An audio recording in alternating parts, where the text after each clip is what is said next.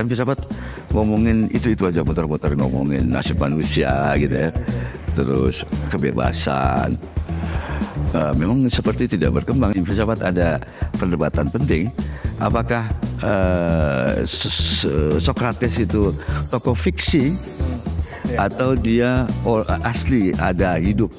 Kadang-kadang diminati, dicerca, disesatkan, diabaikan, diam-diam dia masuk lewat belakang, lewat apa kayak gitu.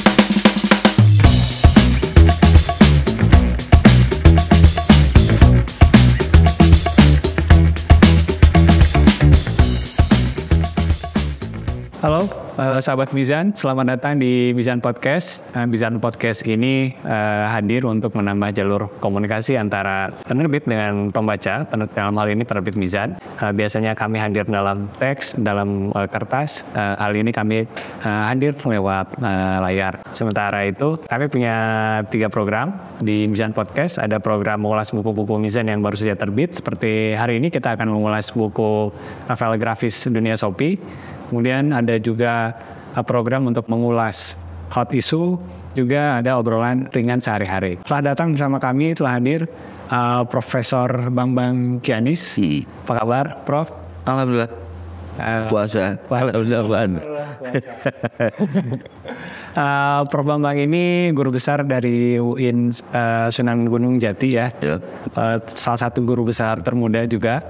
Mudah-mudahan. Kalau di skena sastra atau di skena seni itu biasanya lebih akrab dipanggil Pak Beki. Beki. Pak Beki ini hadir hari ini untuk berbicara soal, ya kita diskusi soal novel grafis Dunia Sophie. Pak Beki tentu sudah baca novelnya kan? Iya, rebutan sama anak. Karena komik jadi anak saya pingin rebutan.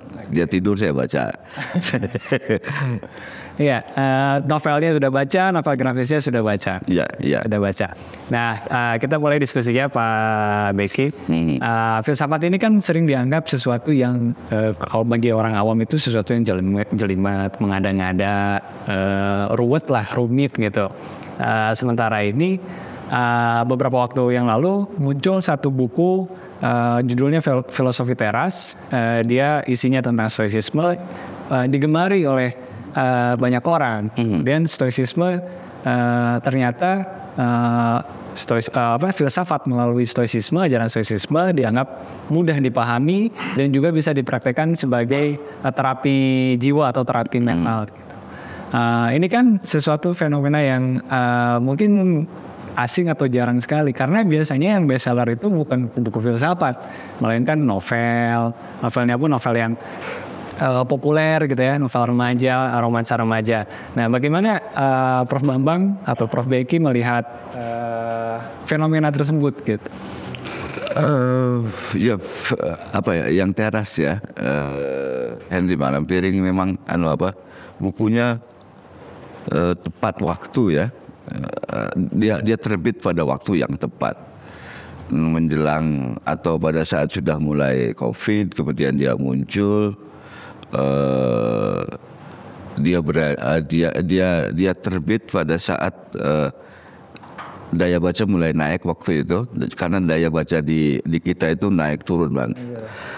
Walaupun filosofi teras sebenarnya juga influence dari yang di Amerika. Memang saat-saat itu juga muncul upaya untuk menyajikan filsafat dalam bentuk yang lebih gampang, lebih enak untuk dipraktekin. Nah, Stoik memang di sana, misalnya ada Ryan Holiday yang berusaha terus-menerus untuk menampilkan Stoik dengan baik. Nah, di Indonesia kemudian disambut sama Henry. Nah, filsafat selalu menarik sih sebenarnya, walaupun setelah sekian lama mungkin filosofi teras ya yang bisa kita acungi jempol, membuat kebekuan orang untuk takut, malu belajar filsafat jadi cair lagi. Dulu saya kira buku Dunia Sophie ini buku yang cukup keren juga, cukup luar biasa. Ini saya kuliah semester Tahun berapa ini Mas Baik? Ini saya kuliah semester lantai 2, ya semester 1 semester 2 itu. Ini jadi fenomenal saya kira. Jadi sebelum filosofi teras, dunia sofi ini sebenarnya juga agak aneh. Setebal itu, dulu nggak tebal ini ya, dalam bentuk yang lebih tipis. Mizan masih kaku waktu itu, memberi cover dan lain sebagainya. Warnanya wayang kalau nggak salah. Iya, wayang. Tapi itu laris juga di banyak tempat. Tidak cuma anak filsafat, hampir semua mahasiswa baru pasti membaca dunia sofi. Jadi sebenarnya filsafat selalu naik turun. Kadang-kadang diminati, dicerca, disesatkan, diabaikan, diam-diam dia masuk lewat belakang, lewat apa kayak gitu. Nah ini lewat novel Henry Manampiring misalnya yang filosofi teras lewat CBT ya, karena dia pakai behavior, cognitive behavior, pakai psikologi. Karena pakai psikologi itu jadi ini gabungan antara filsafat dan how to. Kan yang laris itu how to gitu loh. Filsafat itu kebalikannya, lalu CBT filosofi teras itu gabungin gitu. Jadinya dan datang pada momen yang tepat. Iya, yang awalnya dia mengawang-awang sama ternyata bisa dipraktikkan karena how to tadi itu ya. Sebenarnya dulu di Mizan ada program itu sama Doni Gahral, filsafat terapan ya di cabang Mizan yang di Jakarta. Cuman saya nggak tahu itu baru nerbitin misalnya Socrates, Plato not Prozac atau terus konseling menggunakan filsafat, bukunya biru. Nah, dalamnya itu sebenarnya sudah mulai itu dikenalkan CBT itu. Yang kemudian diuraikan lebih renyah lagi oleh Henry Manampiring. Jadi sebenarnya Mizan pernah nerbitin beberapa seri buku filsafat terapan.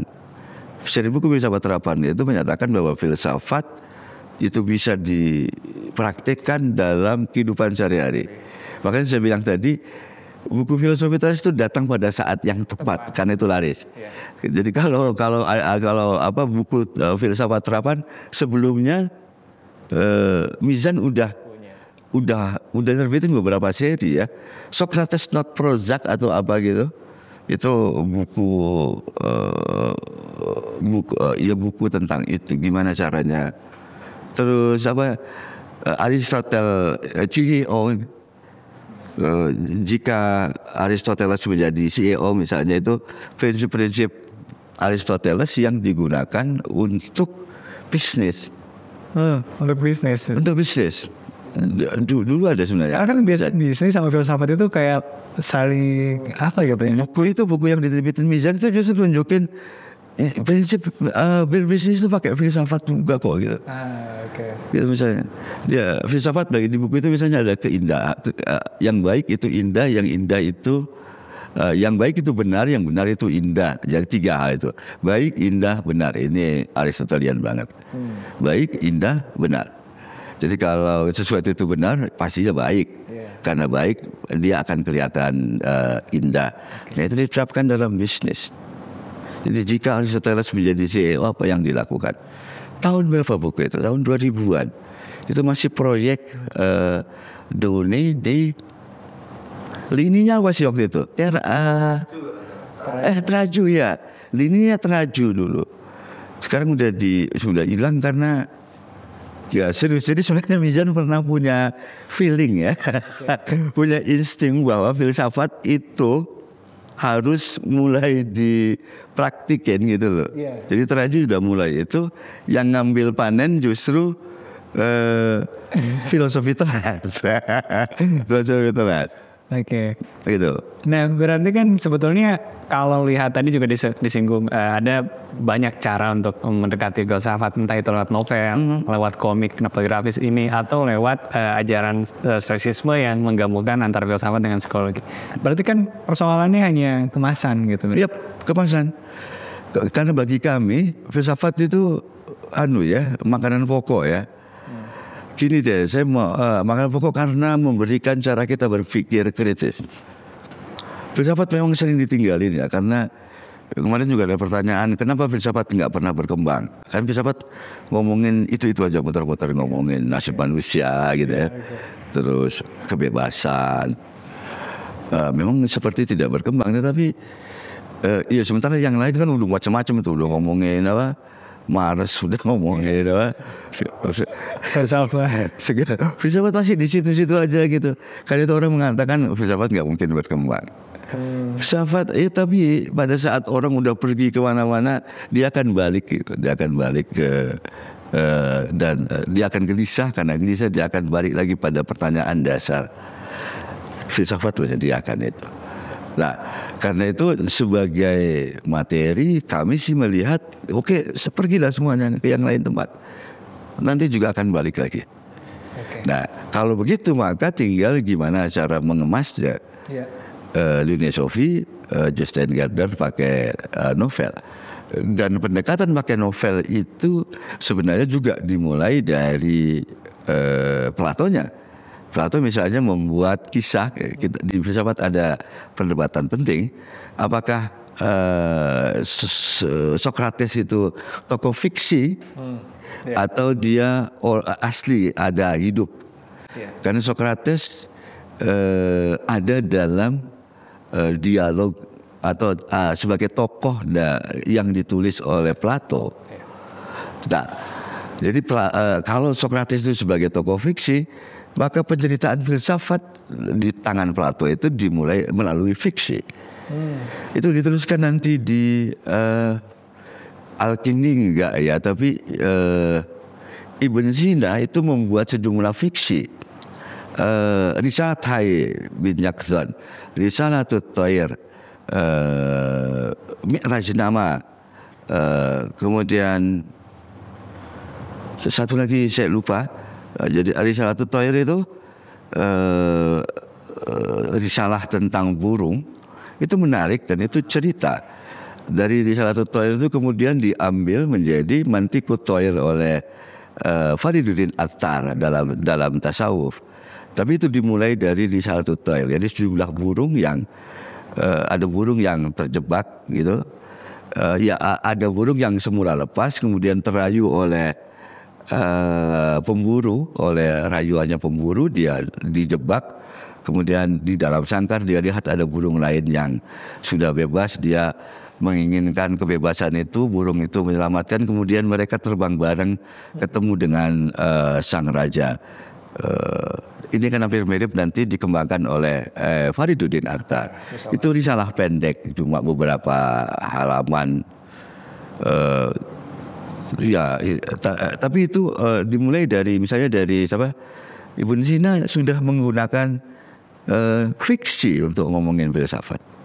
Itu ngomongin tentang hakikat diri, keterjebakan dalam faktisitas, dalam diri yang terjebak pada keduniawian, pada hal yang materi, kemudian bagaimana cara membebaskannya, menemukan akal pasif, akal aktif, akal mustafa dan seterusnya sampai ketemu dengan itu dengan rajanya burung.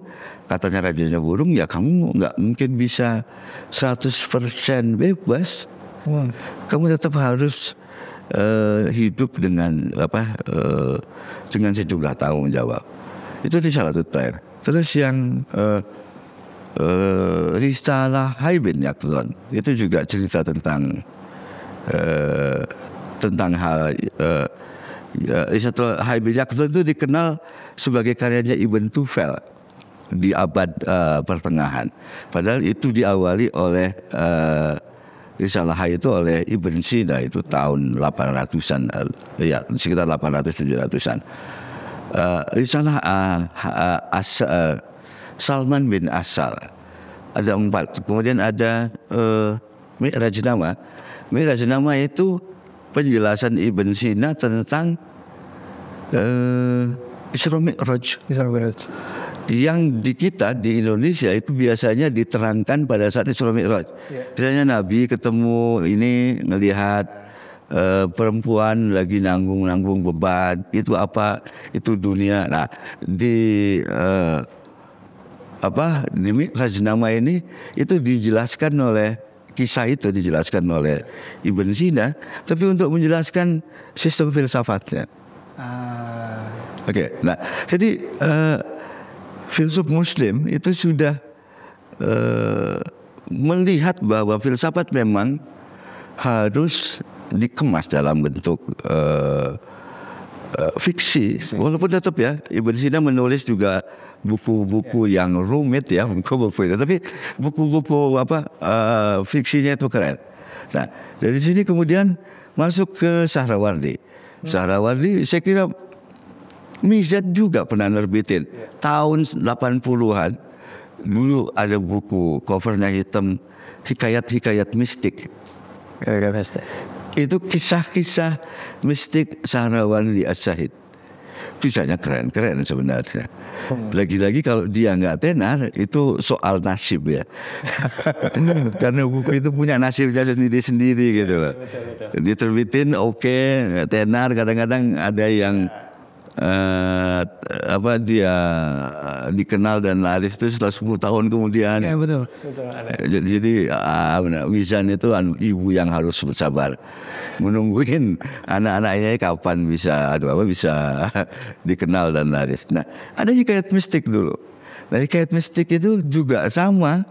Itu semuanya kisah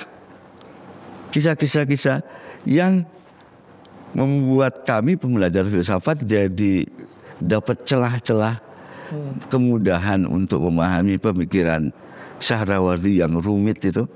Jadi itu oh iya kayak gini dan selesai. Terus loncat lagi misalnya ke siapa? Tufel bikin Hai bin Yaqzan, novel yang fenomenal. Kemudian kalau di sininya ada Al-Ghazali bikin Al-Munqidh Minad Dhalal, autobiografi. Itu autobiografi dirinya, jadi kisah dirinya. Dan itu dalam bentuk kisah, tapi dalamnya filsafat juga. Jadi di dunia Islam sebenarnya sudah mulai dari awal menyadari pentingnya kisah. Walaupun mereka nyebutnya alegori untuk mengisahkan filsafat yang rumit. Kesini aja nih akhir-akhir ini kita terlalu kayak terlalu serius gitu ya. Terus filsafat itu mesti proposisi yang itu. Padahal enggak juga gitu. Sejarahnya panjang dan Jostein Gaarder tentu kemudian jadi menarik karena mengenalkan filsafat dalam bentuk fiksi kayak gini ya. Iya. Kayak tadi Pak Bambang sempat singgung banyak filsuf Islam gitu ya, dan itu jadi saya juga jadi merasa mereka ini lebih maju daripada Jostein justru ya, karena sudah melakukan lebih dahulu mengajarkan filsafat lewat fiksi. Tapi kemudian perkembangan hari ini bagi umat Muslim terutama, sebagian umat Muslim menganggap bahwa filsafat ini juga sesuatu yang tanda kutip haram, tanda kutip perlu dihindari, perlu kalaupun mau mempelajarinya harus dengan hati-hati dan sebagainya. Juga ada pertanyaan, apakah bisa filsafat itu justru bisa meningkatkan keagamaan kita? Sebagian umat Muslim menganggap bahwa filsafat ini juga sesuatu yang tanda kutip haram, tanda kutip perlu dihindari. Nabrak kanan kiri gitu. Udah jelas sunnahnya dia tabrak misalnya, udah jelas Al-Qur'annya dia tabrak. ChatGPT itu membuat kita nggak ada harganya.